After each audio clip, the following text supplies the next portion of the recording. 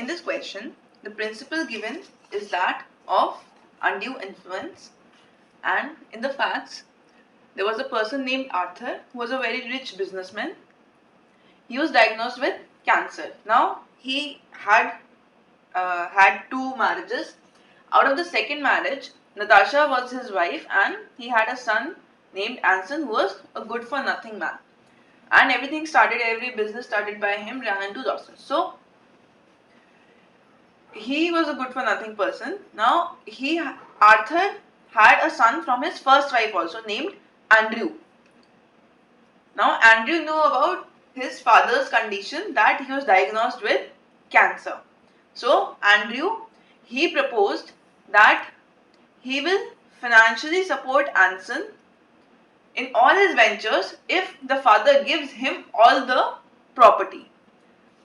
And he also said that giving any property to Anson is sheer loss because he is a good for nothing person. Now Arthur also knew that Anson was a user's son, so he accepted the condition laid down by Andrew. So will this amount to undue influence on the father? Now we can clearly see from the facts that because of the relationship between the two parties, the son and the father, the relationship between them, it was because of that uh, Andrew was able to persuade Arthur. That is why we can clearly see that there is an undue advantage gained because of the relationship. Therefore, it's a clear-cut question of undue influence. So it's clear that undue influence is present. So out of the two options C and D which say that there was undue influence, option D says that undue influence exercised by Andrew because he knew his father's condition and took away the property by playing mind games.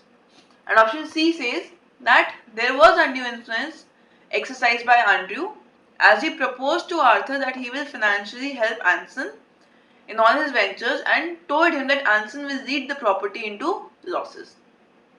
So option D says that he played mind games. There was no mind games played, and he did not took away the property. He persuaded Arthur to give him the property. So therefore D cannot be the right answer. The correct answer would be option C.